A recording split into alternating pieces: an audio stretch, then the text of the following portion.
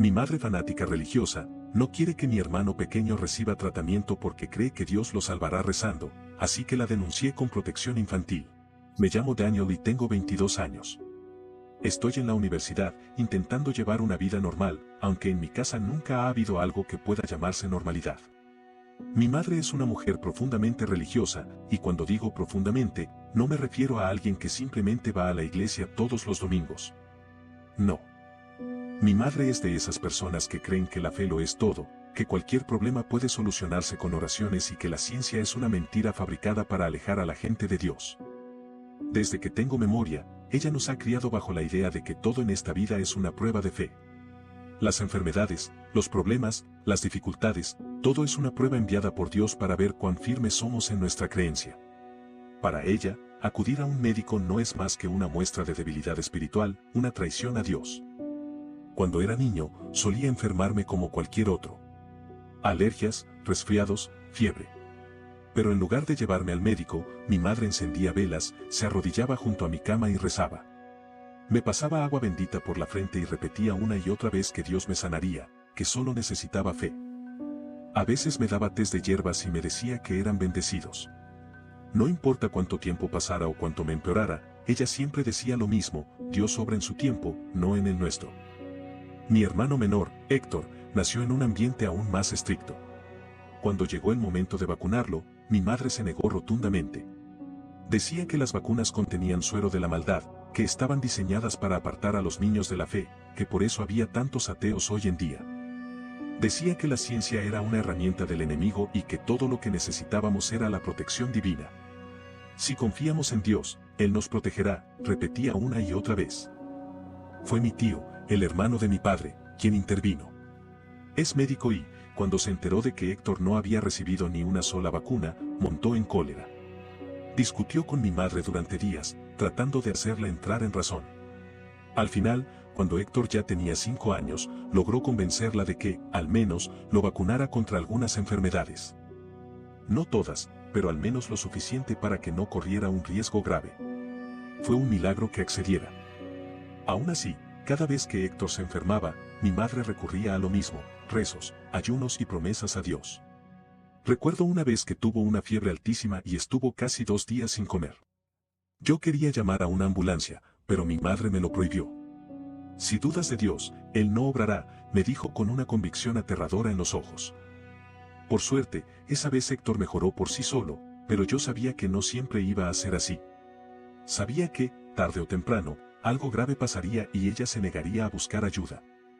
Y ahora, ese día ha llegado. Hace apenas una semana, a Héctor le diagnosticaron linfoma. Fue mi tío quien lo descubrió, porque mi madre, como siempre, pensaba que solo era una prueba de fe. Mi hermano llevaba meses quejándose de dolores, de fatiga, pero mi madre decía que era porque no estaba rezando lo suficiente. Mi tío, al verlo tan pálido y delgado, lo llevó al hospital sin decirle nada a mi madre, y allí fue donde nos dieron la noticia. El linfoma es grave, pero con tratamiento puede curarse. Afortunadamente, mi tío tiene contactos y logró acelerar el proceso para que Héctor reciba la atención que necesita lo antes posible. Pero mi madre, fiel a su creencia, se ha negado. Dios lo sanará, ha dicho con la misma convicción con la que ha dicho todo en su vida. No vamos a intervenir en su voluntad. He intentado razonar con ella. Le he gritado, le he suplicado, pero ella no escucha. Dice que, si llevamos a Héctor al hospital, estaremos traicionando a Dios. Dice que su fe es más fuerte que cualquier enfermedad. Pero yo sé la verdad. Sé que si no recibe tratamiento, Héctor podría morir. No pienso permitirlo. Por primera vez en mi vida, estoy dispuesto a ir en contra de mi madre, de su fe ciega, de todo lo que ella cree. No me importa si me odia por el resto de su vida. No me importa si dice que he traicionado a Dios. Lo único que me importa es salvar a mi hermano. Porque, al final del día, yo sé una verdad que mi madre se niega a aceptar. La fe no cura el cáncer. Actualización. Han pasado unos meses de todo esto, pero ya las cosas se han salido de control de una manera que no esperaba. Es triste contar esto, pero deben saberlo. Primero, muchos de ustedes han preguntado por mi padre. Si él estaba de acuerdo con la forma en que mi madre manejaba nuestra salud. Si aún sigue con nosotros. La verdad es que mi padre falleció hace 3 años en un accidente de carretera. Él también era una persona religiosa, pero nunca con el fanatismo de mi madre. De hecho, jugó un papel clave para que ella aceptara vacunar a Héctor cuando mi tío intervino. Sin él aquí, la influencia de mi madre ha crecido sin oposición. Desesperado, recurrí a mi tío. Le pedí que hablara con mi madre, que intentara convencerla de que Héctor necesitaba tratamiento. Pensé que tal vez, como aquella vez con las vacunas, podríamos hacerla cambiar de opinión. Pero esta vez, su respuesta fue un rotundo no. Dijo que esta enfermedad era una prueba de Dios y que buscar ayuda médica era dudar de su poder. No podía quedarme de brazos cruzados viendo a mi hermano empeorar. Le rogué a mi tío que me ayudara a llevarlo al tratamiento a escondidas. Finalmente, aceptó. Cada semana, le decía a mi madre que llevaría a Héctor a la iglesia. Pero en realidad, íbamos al hospital. La primera vez fue aterrador, sentía que en cualquier momento nos descubriría. Pero con el tiempo, se volvió una rutina. Héctor comenzó su tratamiento sin que ella lo supiera. Los primeros días fueron difíciles, pero al menos tenía la esperanza de que estábamos haciendo lo correcto. Mi hermano, aunque agotado, comenzó a mostrar pequeños signos de mejoría. Por primera vez en semanas, sentía que había algo de control sobre la situación. Sin embargo, los efectos secundarios no tardaron en aparecer. Héctor comenzó a perder el cabello, su cuerpo cambió y con ello, se hizo imposible ocultarlo. Mi madre empezó a notar los cambios, y al poco tiempo, descubrió la verdad. La casa se convirtió en un campo de batalla. Mi madre gritó, lloró, nos llamó traidores. Dijo que habíamos condenado a Héctor, que habíamos caído en las garras del enemigo. Mi tío trató de calmarla, de explicarle que estábamos salvando su vida, pero ella no quería escuchar. Esa noche, la discusión no tuvo fin. Recuerdo sus palabras resonando en mi cabeza como un eco interminable. Si Dios quiere llevárselo, es su voluntad, no la nuestra. Yo, frustrado y al borde de la desesperación, le respondí, ¿y si Dios nos dio la ciencia para salvarlo? Su mirada se endureció y no dijo nada más. Se encerró en su cuarto y durante los días siguientes, apenas nos dirigió la palabra. Intenté hablar con ella en varias ocasiones, hacerla entender que no estábamos traicionando a Dios, sino dándole a Héctor una oportunidad de vivir. Pero cada vez que lo intentaba, ella simplemente se alejaba o respondía con citas bíblicas. El que cree, verá la gloria de Dios, me decía. Pero yo no podía quedarme cruzado de brazos y esperar un milagro. Pasaron semanas y la situación en casa se volvió insoportable. Cada vez que Héctor regresaba de su tratamiento, ella lo miraba con tristeza y desaprobación. Se encerraba a rezar durante horas, suplicándole a Dios que interviniera y que apartara la influencia maligna que, según ella, lo estaba contaminando. Héctor, por su parte, trataba de mantenerse fuerte. A pesar del dolor, la fatiga y los cambios físicos, siempre encontraba la manera de sonreír. Me decía que no quería preocuparme, que estaba bien, pero yo podía ver en sus ojos lo difícil que era para él. Un niño de 12 años no debería cargar con el peso de esta enfermedad, y mucho menos con el rechazo de su propia madre. Un día, algo cambió. Mi madre dejó de hablar con nosotros por completo. No solo se mantenía distante, sino que comenzó a comportarse de manera errática. Se encerraba en su habitación durante horas, murmurando oraciones, sin comer ni salir más que para lo necesario. Algo dentro de mí me decía que esto iba a terminar mal, pero nunca imaginé hasta qué punto. Una mañana, me desperté y no encontré a Héctor en su habitación. La puerta del cuarto de mi madre estaba cerrada con llave y, desde dentro, se escuchaban rezos incesantes. Toqué la puerta, llamé a mi madre, pero no respondió. Golpeé con más fuerza, desesperado. «Mamá, abre la puerta», grité. No hubo respuesta, solo el eco de su voz rezando más fuerte. Mi tío, al escuchar el alboroto, vino corriendo. Tratamos de forzar la puerta, pero no pudimos abrirla. Desde dentro, mi madre exclamó: «Héctor está en manos de Dios. Vamos a ayunar hasta que se cure, su alma será purificada». El pánico me recorrió el cuerpo. Mi hermano estaba enfermo, necesitaba alimento, medicación. No podía permitirme perderlo así. Mi tío intentó tranquilizarme. «Tranquilo, Daniel. No podrá aguantar mucho. Saldrán mañana cuando sientan hambre». Pero el día pasó, y la puerta nunca se abrió.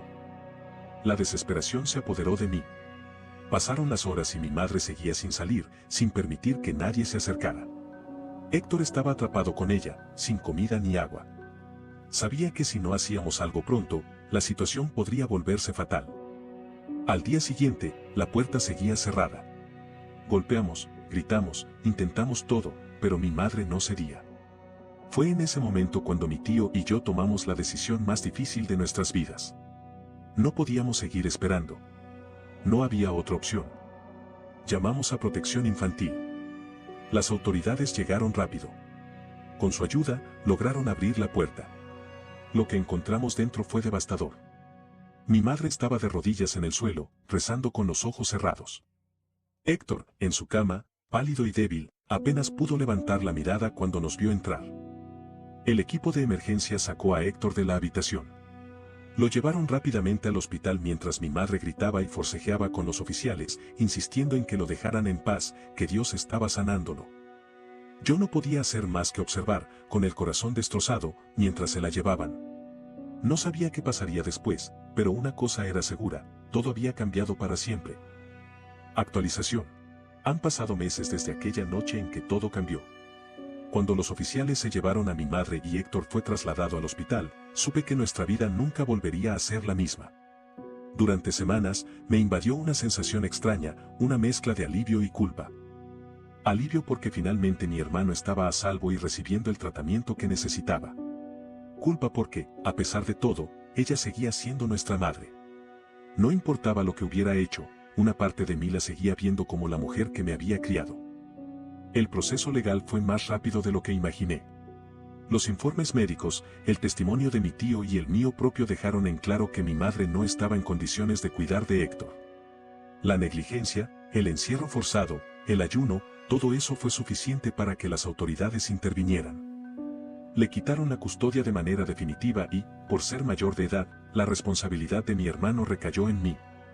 Cuando el juez me lo dijo, sentí un nudo en el estómago. Sabía que no podía dejar a Héctor en el sistema, que era mi deber cuidarlo. Pero tenía miedo. ¿Cómo iba a hacerme cargo de un niño enfermo mientras terminaba la universidad? ¿Cómo podría llenar el vacío de un padre y una madre al mismo tiempo? Me aterraba fallarle. Afortunadamente, no estaba solo. Mi tío, el hombre que había hecho tanto por nosotros en silencio, tomó una decisión que nunca podré agradecerle lo suficiente, se mudó con nosotros. Dijo que no me dejaría enfrentar esto solo, que él también amaba a Héctor como a un hijo. Y aunque jamás lo había dicho en voz alta, yo también lo veía como una figura paterna. Con él a nuestro lado, las cosas fueron un poco más fáciles.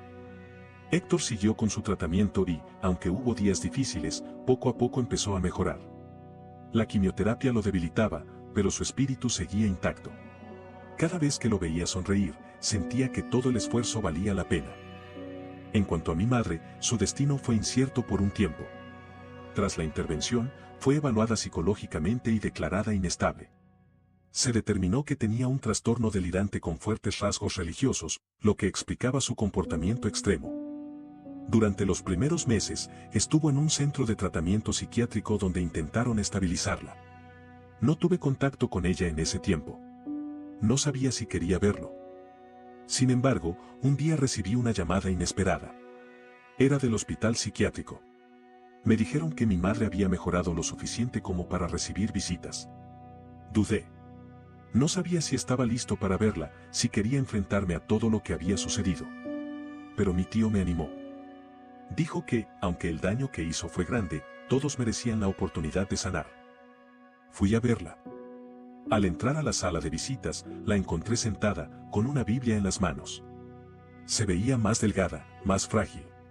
Pero lo que más me impactó fueron sus ojos. Ya no tenían esa intensidad fanática, esa mirada perdida en una fe que consumía todo. Me miró, y por primera vez en mucho tiempo, vi a mi madre, no a la mujer cegada por la religión. Daniel, susurró. No supe qué decir. Durante tanto tiempo había ensayado este momento en mi cabeza, imaginando lo que le diría. Que había arruinado nuestras vidas, que casi mata a Héctor, que nos obligó a tomar una decisión que nunca debimos haber tomado. Pero cuando la vi así, simplemente me senté frente a ella en silencio. Ella fue la que habló primero. Lo siento. No sé en qué estaba pensando. Sentí un nudo en la garganta. No era suficiente con una disculpa, pero al menos era algo. ¿Por qué lo hiciste, mamá? Pregunté al fin, con la voz temblorosa. Tenía miedo, admitió, con lágrimas en los ojos. Siempre pensé que si confiaba lo suficiente en Dios, todo estaría bien. Pero no me di cuenta de que estaba lastimándolos. Creí que era lo correcto. Me dolió escucharla. Quería odiarla, quería gritarle que no tenía derecho a justificar lo que hizo. Pero en el fondo, sabía que ella también era víctima de su propia mente. Héctor está mejorando, dije al fin. El tratamiento está funcionando. Ella cerró los ojos y asintió, como si eso fuera un consuelo. No le dije que él aún no quería verla. No estaba listo. Y yo tampoco sabía si alguna vez lo estaríamos. Antes de irme, me hizo una última pregunta. ¿Crees que algún día puedas perdonarme? No supe qué responder. Así que simplemente dije la verdad. No lo sé, mamá. Pero lo intentaré. Salí de ahí con la sensación de haber cerrado una puerta, aunque no completamente. No sé qué pasará con ella en el futuro. No sé si algún día podrá volver a ser parte de nuestras vidas. Pero lo que sí sé es que ahora, mi prioridad es Héctor. Regresé a casa, donde mi tío y mi hermano me esperaban. Miré a mi tío y sentí una gratitud infinita. Sin él, nada de esto habría sido posible. No sé cómo podré pagarle todo lo que ha hecho por nosotros. En mi corazón, él ya no es solo mi tío. Es el hombre que nos salvó. Es la figura paterna que nos quedó cuando todo lo demás se derrumbó. Por primera vez en mucho tiempo, siento que estamos avanzando. Es un camino largo, pero no estamos solos.